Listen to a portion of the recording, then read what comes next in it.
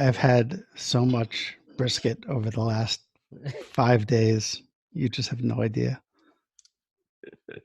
I think I'm going to have to chuck out some of the leftover brisket. I can't eat it. I don't think again. I don't know. Maybe it's like I got all this heartburn. It could be the spicy pomegranate barbecue sauce that I made. Yeah, that sounds likely.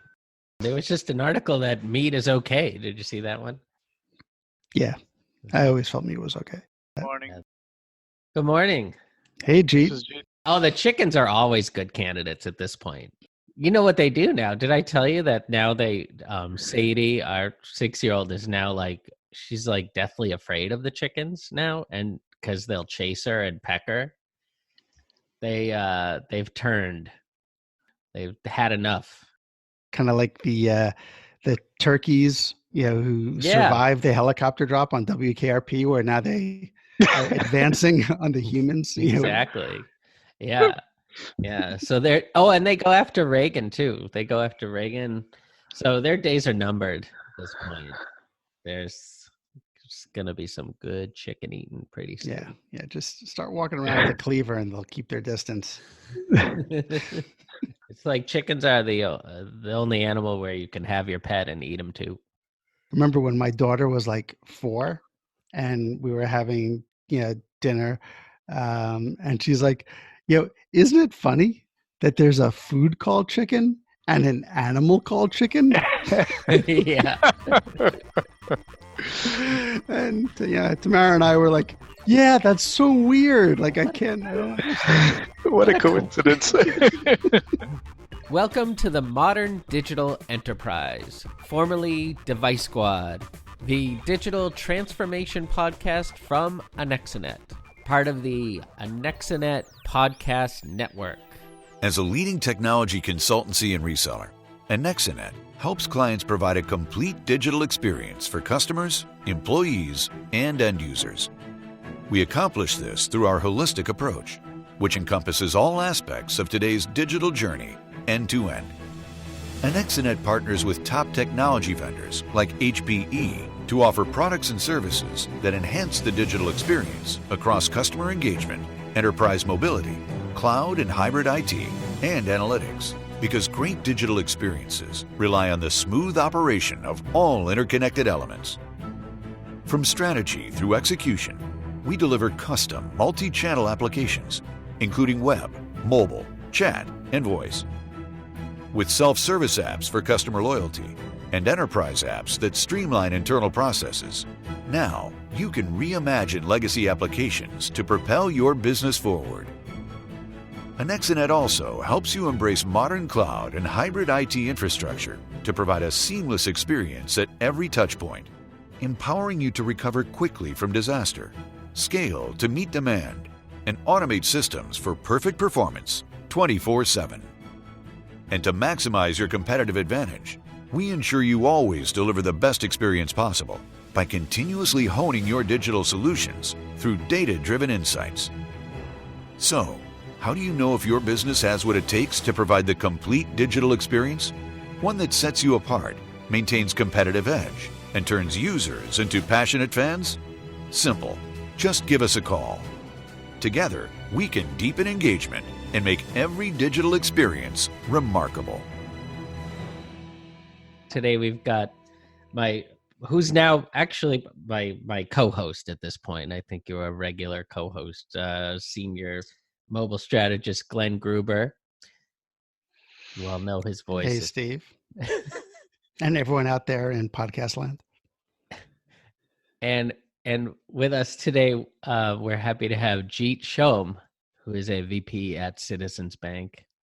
We're going to be talking about how robotic process automation is transforming banking and making things better for Citizens Bank. RPA is definitely an area that is pretty hot. There's a lot of interest in it. And one of the other things I do for all you guys out there in podcast land is I manage the Emerging Technology Council for Anexinet. That's something that we do with Maribel Lopez from Lopez Research. And Jeet is actually a member of the ETC. And, he and I had a chance to sit and have coffee at his office, because luckily he's only about 15 minutes away from where I live.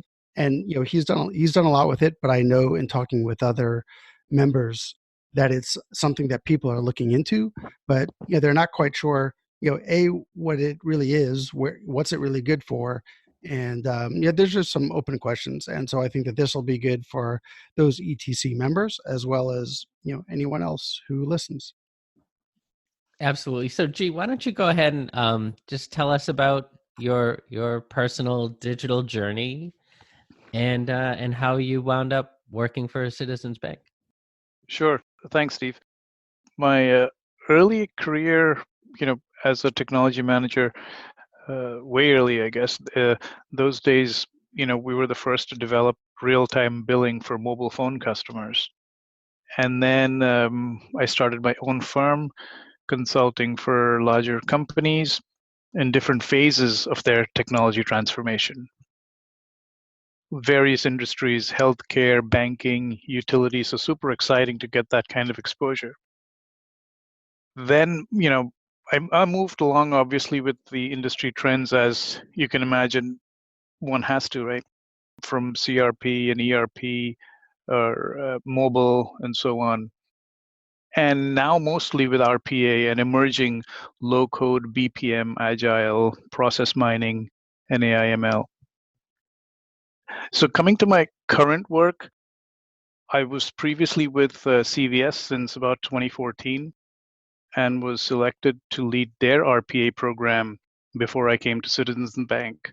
So living in this area in New England, I was obviously familiar with Citizens Bank and its great reputation for service, even on Sundays. Worth repeating, even on Sundays, okay, at your Stop and Shops and Dunkin' Donuts.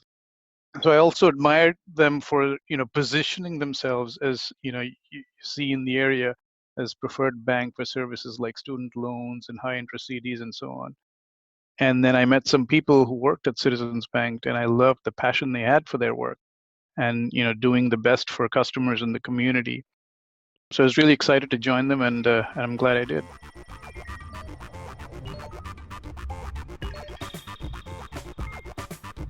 So let's start by talking about how you applied RPA, robotic process automation at CVS. Right. So RPA, or robotic process automation, is essentially a software tool that performs repetitive tasks that a human normally does, right? And one thing I always mention here is that because of the word robot in RPA, robotic process automation, we might first tend to conjure up images of something like C3PO or the Terminator sitting at the computer and performing tasks. But that's not at all what it is, right? It's a software tool that runs just like most software somewhere in a data center, on a virtual machine, or even on a cloud platform. So that's one thing. Now, there's two types of RPA. The first one is attended RPA, right, where human interaction takes place and typical use cases are in call centers. This is where we started out with at CVS, right? Think about it. We have users, hundreds or thousands, sometimes tens of thousands of call center agents at larger companies doing lots of repetitive tasks, primarily in response to customers' phone calls. So what do they have to do? They access multiple applications to view or update data, such as, for example, a customer's address, requests for service, questions. When a customer calls, right, the user or agent typically launches multiple applications, 5 or even 10, to view the customer's data, their address, credit, balance, invoices, interaction history, accounts, etc. So now enter the attended RPA tool, which does all that in the background. You don't have to launch any of these applications, search for each customer in each of these applications, navigate to the appropriate screen in each of these applications for each customer. All that is done in the background, right? So this essentially, what it does is it reduces that average handling time of a call when they're with the customer. Another example would be, if a customer requests an update to their address or contact details, RPA allows it to do it once and then updates all the other applications in the background within that same click. Jeet, let me ask you a couple of questions about that from the customer service rep perspective. So instead of now having to open up all 10 of those different apps, applications that you were talking about, is there now just basically like a single pane of glass kind of view to the customer and to all the information that they need instead? Yes. So most of the RPA tools in the attended RPA space will have a dashboard where it'll pull in the information from all of these applications. It'll launch these applications in the background and pull in all this essential information in one place. So this is kind of like, beyond maybe making those agents more productive, this has to lower the, kind of mental overhead, on Yeah, them as they do their job dramatically. exactly. Because now, they don't have to figure out which application to launch, find the credentials for each of those applications, search for the customer in each of those applications. None of that, right? So it literally creates a new UI by consolidating all That's part the of it. Yes, interface. that's one of the first quick wins with Wow. the attended tool. Yeah. In that type of environment, what kind of, improvements to productivity could one expect if they were going to try and roll out RPA, assisted RPA? Let's keep the conversation focused here, at their organization. So typically you'll see, depending on the use case, typically you'll see between 8 and 15% savings, where the average handling time will come down, right? Depending on the type of call, the efficiency would depend on that, and how much of that can be automated and brought down, right? So that results in handling more calls during that time, or using that time to cross-sell or upsell to the customer. When you're coming up with the proposal, to management to say, Yeah. hey, let's do RPA, it's kind of easier to point to, say that, 8 to 15% gain in productivity. But are you often also working with maybe people on the revenue side of things to try and model out what that potential cross-sell, upsell, bump is and make that part of the proposal? Or is that just gravy? Absolutely. So in some of the easier use cases, you may not have to go into the software benefits in the initial phase. So the quick wins are easier to justify, right? But when you go into use cases where the efficiency is not that evident in terms of hard dollars or percentages. So for example, you could have cases that just give you higher accuracy, right? Because there's less human interaction, from fat fingering or whatever. You have higher accuracy, and because it's standard, you'll have better compliance, right? You'll have increased security, and it's a better user experience. So how do you quantify that? Those softer benefits sometimes are missed by most companies initially, right? A lot of them will go in just for the hard benefits, looking at that 18, 15, 20% or whatever. And for companies that are higher up on the maturity curve, they'll see that they may have gone in for those hard benefits, but it's the softer benefits that actually are even more. The better accuracy, better compliance, less audits, lower risk, higher security, increased sales, right? And they're users doing higher value tasks. So for example, right, one would be where, there's a case where exempt employees were working long unpaid hours because they're exempt, right? They were using those long hours, sometimes nights, to validate software deployments and being called in the middle of the night to perform some of that.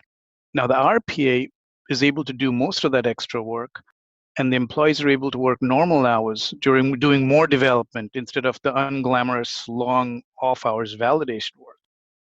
But this softer benefit is usually not at the forefront of why people start doing RPA. It's only realized for when they're higher up on the maturity curve. But is that accuracy, the reduction in audit and such, is that more valuable for a bank, for someone in the pharmaceutical or healthcare sector just because of the regulation around some of that too? Exactly. So in the healthcare sector, there's more federal requirements that have to be met, clinical trials, for example, also. So the more that those are automated, those are repetitive, unglamorous tasks, right? That frees up time, that gives back hours to the business to do the more higher value tasks. It feels like this is a technology that's been around for a while. I mean, just Yeah. at its core, like I'm thinking about Apple scripting and some of these ancient kind of technologies. So how has it evolved recently to make it, more efficient, more usable? As you said, RPA's been around for a while. So now some of the tools, the RPA tools directly will connect with AI and ML services to, either AWS or Google Cloud or something like that. So think about it, now we can not only just automate reports, but we can do data extraction and then use AI ML services to forecast and do predictive analysis. And this is the next level of RPA, right? Where, we term it connected RPA. And here another great use case would be, leveraging the power of, OCR, for example, optical character recognition.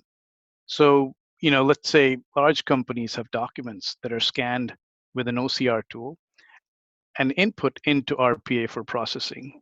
So we eliminate that need to manually enter data in a document for digitizing. The OCR extracts the fields from the document, for example, a credit card, a loan application, and sends those fields to the RPA tool for processing. So this, connected RPA concept is a huge multiplier, right, in this next phase.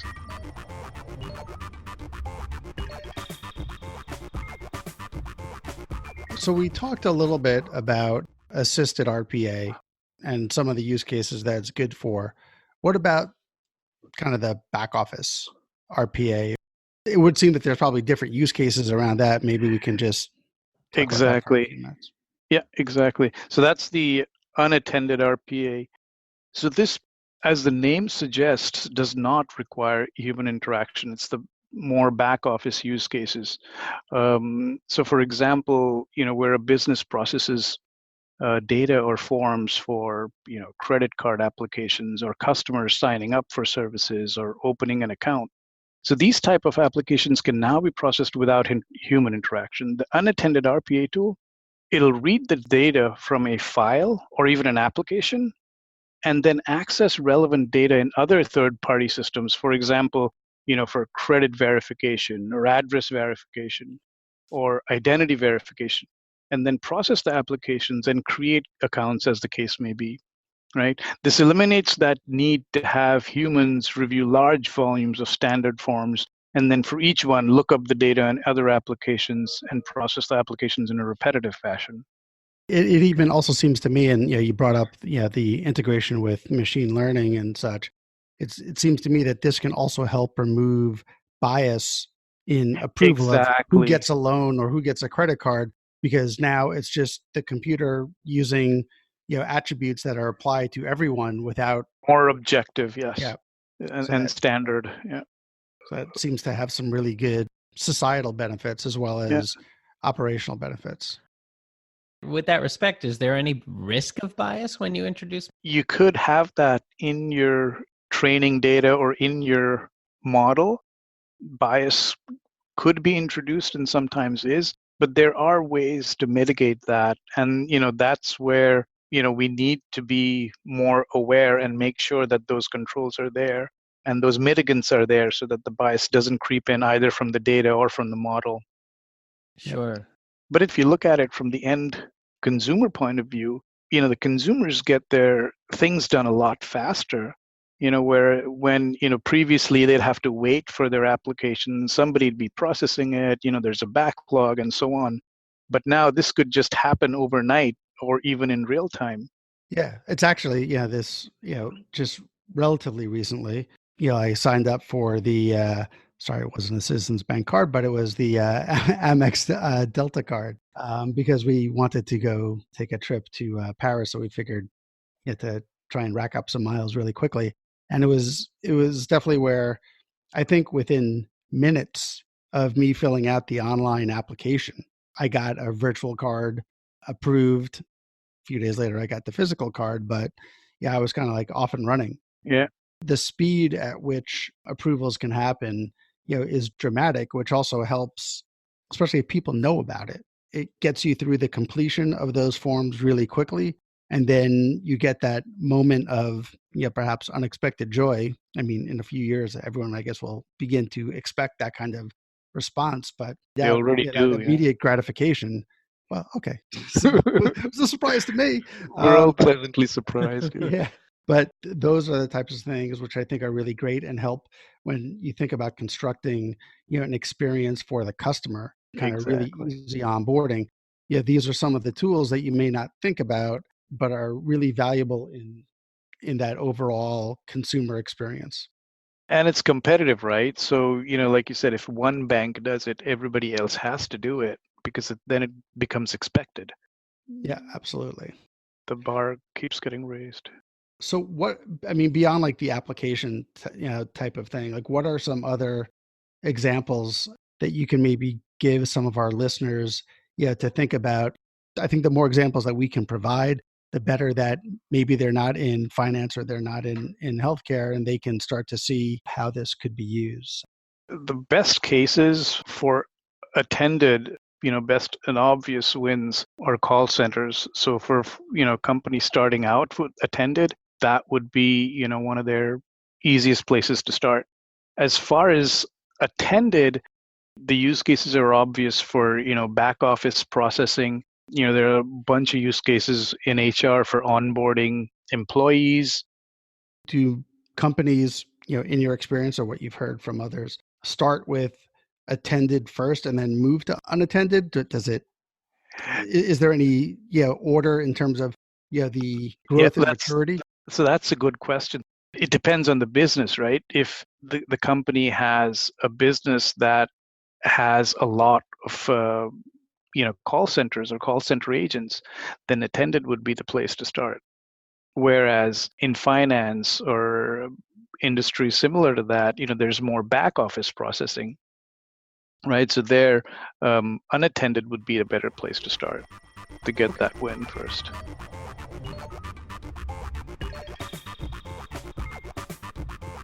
Let's transition a little bit to talk about scale and ROI in terms of moving forward.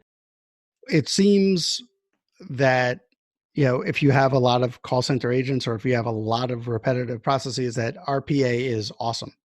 It is an awesome tool to have in the arsenal for the company. But what is a good definition of a lot? It would seem that, I don't know. I mean, I personally don't know what these platforms cost, but I'm sure it's more than $1. And and so probably many dollars. So there has to be some sort of threshold where this starts to make sense. And maybe can you help frame that a bit?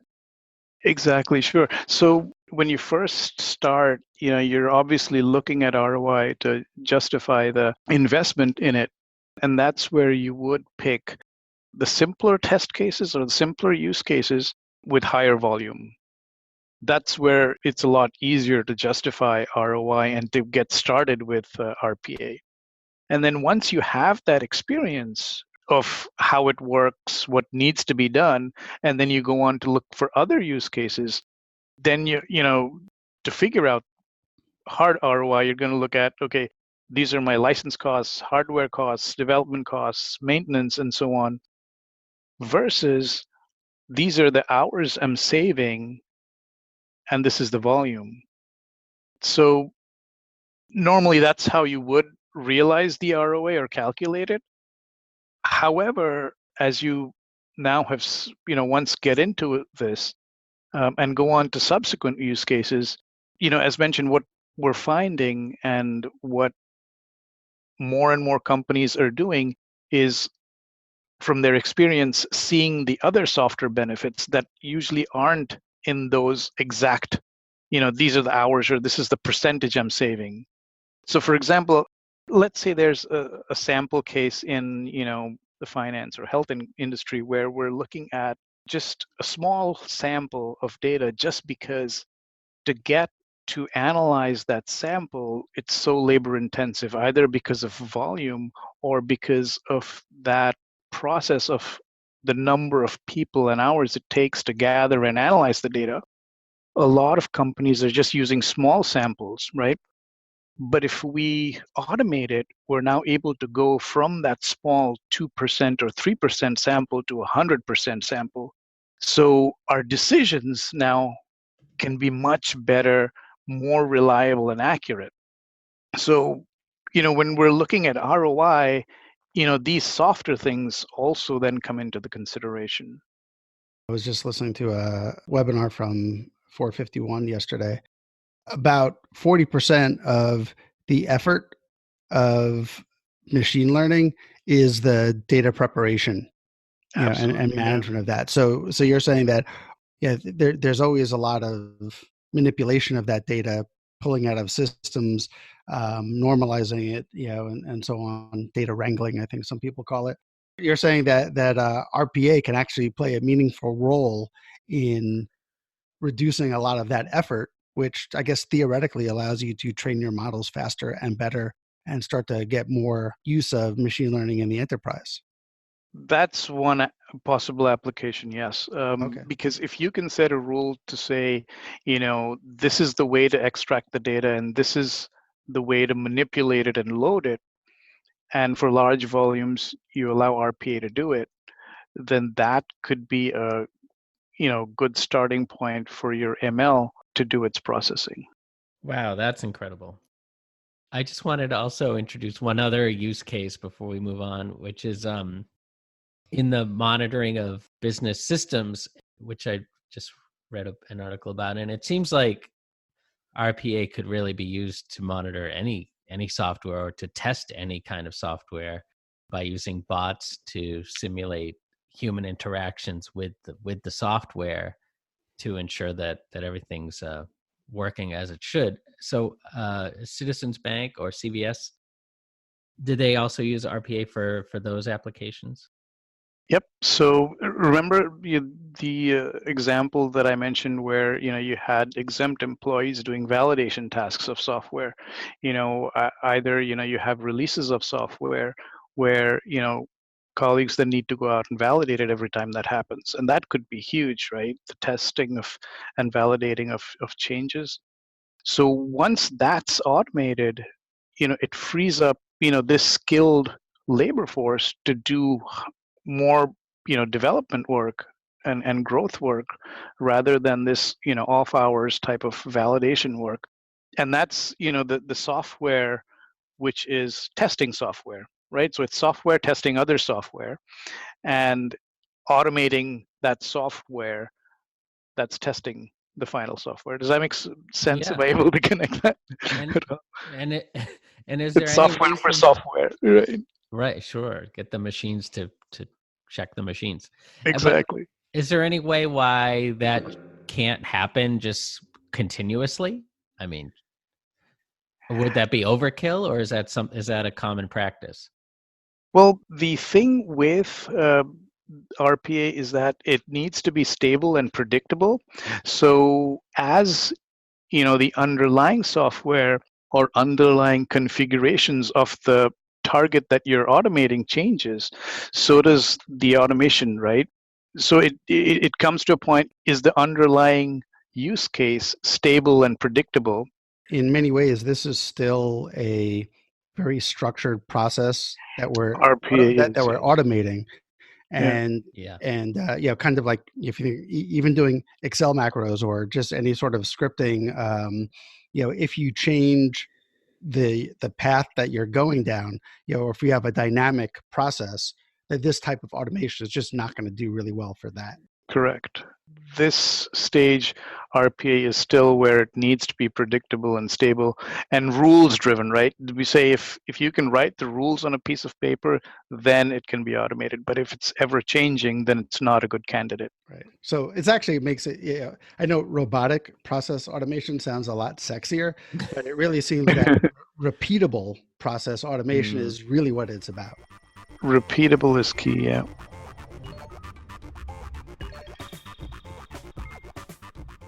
So something else I wanted to talk about, and this was based when we met for coffee.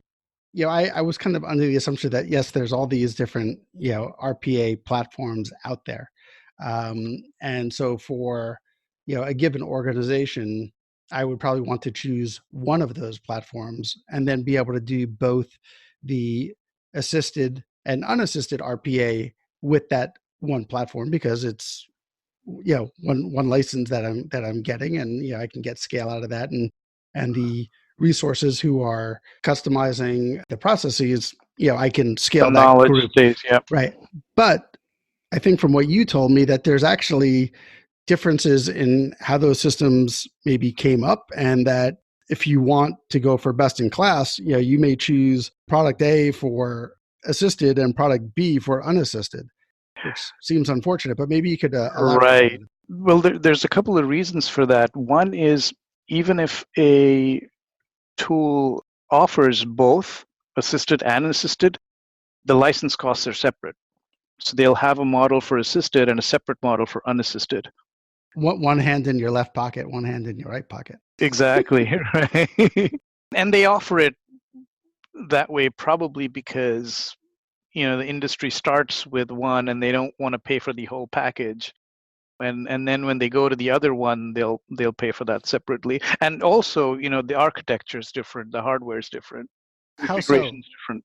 How so? Because I'm trying to understand like what really makes it, and for the listeners to understand, what really makes it different. Because if I still have a repeatable process that I'm going to invoke, whether manually or triggered by some inbound event, why would those be architected differently necessarily? So let's say in the case of attended automation, right, the one we talked about with the call centers, in that case for attended automation, you'll have the software actually sitting on each user's machine. Okay, it'll have a footprint and install on each person's machine that's using it, right? Each of the agents. And then that'll obviously talk to a central server in our data center. However, in the case of unattended, right, there's no footprint on a user's machine. There's nothing, right? It's completely independent and it's only in the data center on the VM. So that fundamental difference of triggering it separates the two architectures, right? And the setup of the customizable interface. Right. The development environments are also separate. It may have a similar look and feel, but the configuration is separate for an attended part of the automation and the unattended part. So for those whose appetite you have now whet for trying to do RPA, which ones do you think are maybe better suited for attended versus unattended if someone was trying to maybe help create a bit of a short list? Right. So the biggest players in this area for attended automation are UiPath and Automation Anywhere. And for unattended, Blue Prism is a leader, along with the other two that I just mentioned, right? The tool selection would depend on a few things, right? Because each tool, as we said, have their strengths. So it would depend on where the majority of your use cases are. That would be the first thing. The second would be, what kind of integrations are needed and offered, and what is the underlying technology that's being automated.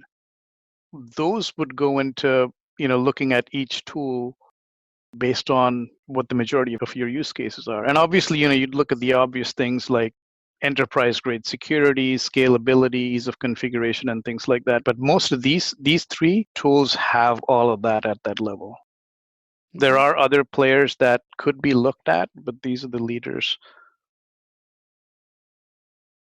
I just want to ask about one other use case. I'm just wondering if RPA itself can be used as a security tool to help either identify or ward off, potential attackers. I'm trying to answer this cautiously. And I'll mention what we have as public information is, we have used it to improve security. Actually, it's public information. We even received a award for this, and you'll find this on the internet, where we use bots for identity governance. So automating that just increases the security level of the company, right, and makes that faster as well. Right. I mean, I'm thinking that bots could be used to simulate attackers, and then, but in a safe manner, and then identify holes that way. Or That's a good point. I haven't come across any use cases like that, and that may be because of the variation of attacks that could take place. But yeah, I haven't had any so far use cases so far in that area. Couple of things I wanted to ask about. So, you've implemented RPA at CVS and Citizens. Do you end up going with the same platform provider with both? At CVS, they actually had a number of different platforms just because of the size of the company and the variety of use cases in the different divisions. They used a number of tools. There wasn't just one tool.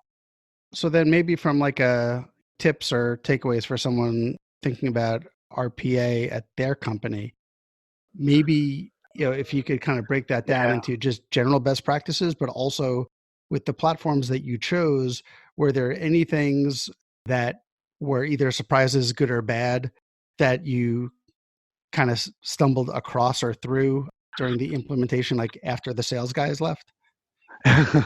Yeah. What I would say as far as tips or takeaways is it's important to start with simple, quick win use cases. It is tempting to take, a painful or complex process and use RPA to solve it or gain that efficiency.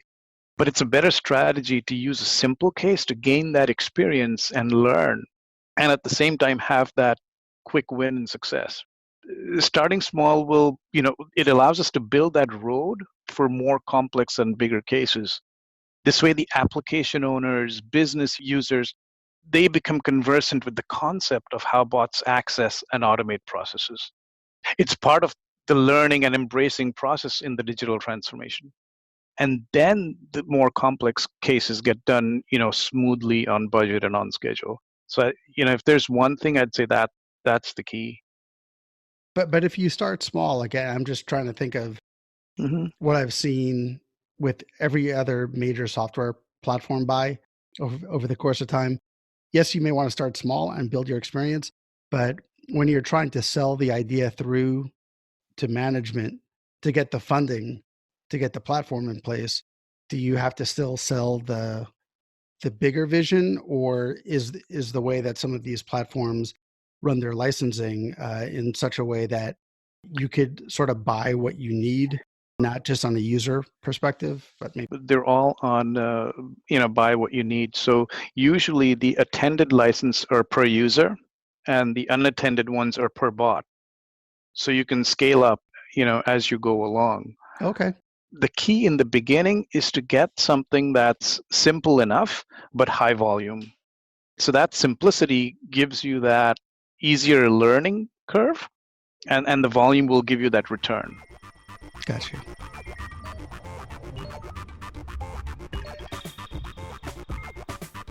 we can start to wrap up. We just look to the future for a second. What does RPA not offer that you'd like to see?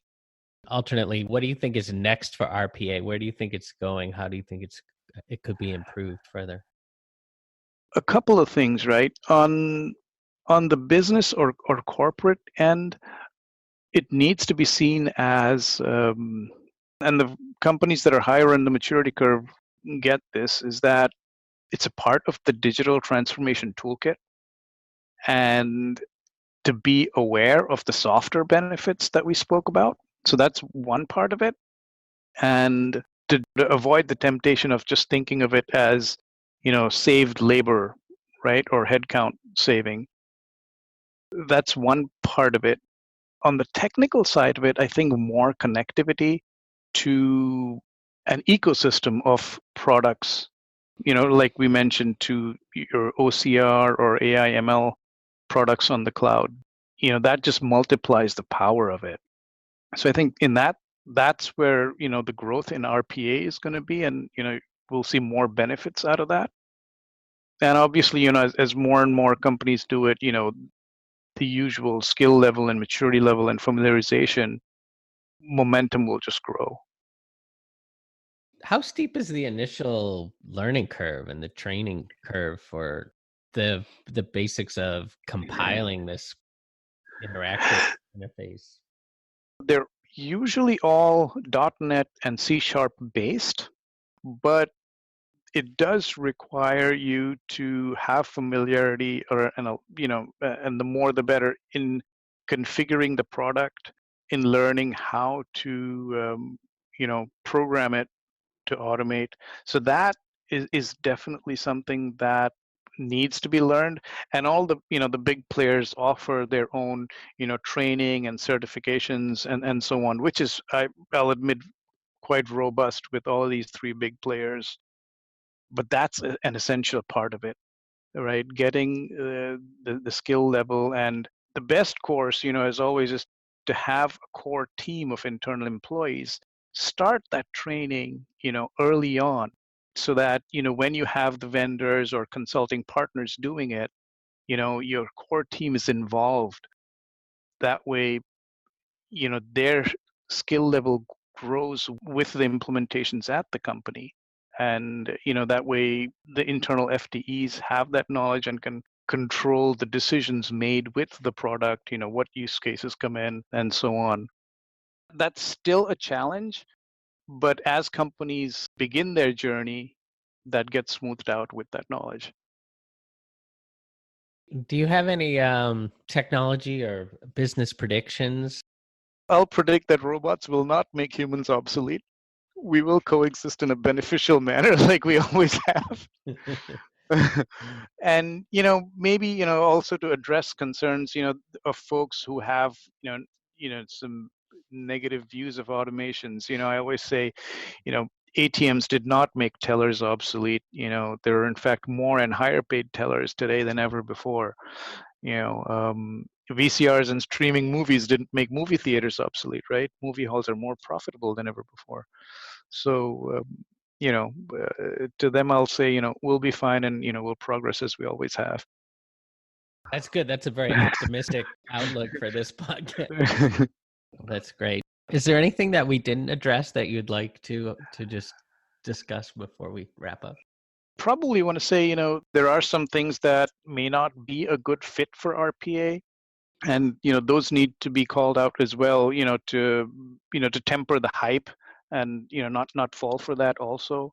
There are limitations, like we talked about, if the underlying applications or processes are unstable or continuously changing. There's some technologies that are more challenging to automate, if they're running under Citrix, or we've all seen the CAPTCHAs, right? Those are specifically designed to prevent bot activity, right? So things like that. A lot of websites and even vendors are becoming aware that their sites are being accessed by bots, which is something that humans did before, but now they're being done overnight by bots. So some of the vendors and websites will put in clauses in their contracts to say that bot activity is allowed, or is allowed up to a certain volume, or it's not allowed at all. That legal part in this industry is also forming, right? And that sometimes needs to be clarified and called out when the bots are doing that. I'm a little confused. So you're saying that these are just new rules that will need to be established? Exactly. So let's say I'm processing an application, and I have to verify the customer with a third-party credit scoring company, right? But now we're having a bot do that. So the third-party credit company may not be aware of that, and may want to say that, no, we only want humans to access it. We don't want a bot to access our database. Oh, I see. That's very interesting. So they would just need to be aware if those restrictions are in place, first of all. Exactly. And, the main concern is obviously for the vendors or websites is someone crawling our site, hitting it with bots, and we're going to get a denial of service error, right? Or it could be that are they extracting information from our site and selling it somewhere else? So they need to protect themselves from that sort of bot activity and allow the legal bot activity. But all that, is still forming, in the contracts with vendors, on the websites, and so on. That's a great point. So one last thing before we wrap, or maybe just one other question now, where we're talking about like what's a good fit or maybe what's a bad fit. We at Anexinet, we definitely have a process, whether it be for a mobile application or features within a mobile application or desktop application, where we try and prioritize which applications, which features we pull forward first. Sort of massaging the backlog. And you've talked about starting with the simple. So we have a process where we try and canvas the organization for all the ideas, and then we score along different attributes as to how valuable is this to the business, how ready are we or established are the processes that underlie the feature concept, which seems very similar to, do we have a stable process? And I would imagine volume might be another criteria. How did you guys manage that? Was that something, did you have a core team look at that, or did you talk with different members of the organization across citizens to try and identify and prioritize, where do we start? Right. So usually you'll have a list of, a backlog or a pipeline, like what you have. And then you'll go over each one and prioritize based on, what's the value of it and what's the win, right? Steve, Glenn, thanks so much for your time. Thank you so much, Jeet. Hey, Glenn, thanks for joining, and thanks for getting Jeet on the podcast. That was a great conversation. Yeah, no, it's something that we are going to try and do is to bring more members from the ETC onto the podcast and kind of share their experiences. Yeah, and it's nice to hear somebody with an optimistic take on robotic automation. We always go the robot overlords always winds up somehow. Yeah. Well, I guess we'll see who's right. Yeah. I'm a little concerned about, how far does it go with having the machines check the machines? And then we need machines to check the machines that are checking the machines. Yeah. And then who can we trust? Nobody. R2D2. He's a good team. That's true. C3PO may be a little neurotic. Yeah.